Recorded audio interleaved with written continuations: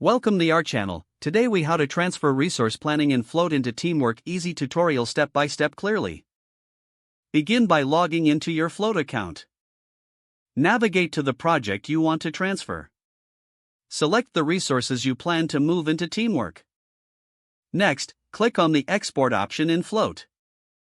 Choose the format that best suits Teamwork, typically CSV or Excel.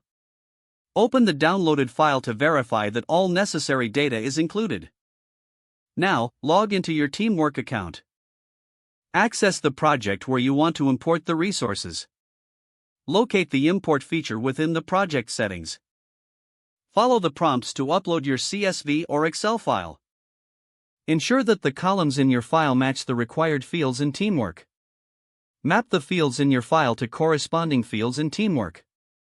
Review the data for accuracy before finalizing the import. Proceed with the import and wait for the process to complete. After the import, double-check the resources in your Teamwork project. Make any necessary adjustments to resource assignments or details. Now your resource planning from Float is successfully transferred into Teamwork.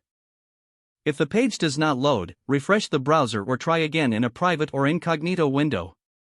Make sure you are using the correct email address, then retype it carefully to avoid small typos. If your password is not accepted, use the reset option and create a new strong password you can remember. Check your spam folder for verification or security emails, then complete any requested confirmation steps. Enable two-factor authentication if available to improve account security and reduce unauthorized access risk. After signing in, review your profile details so your contact information and settings are accurate and current. If you see an error message, note it down and try again after restarting your device and internet connection.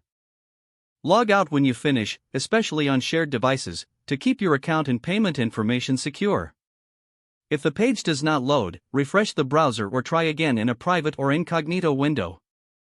Make sure you are using the correct email address, then retype it carefully to avoid small typos.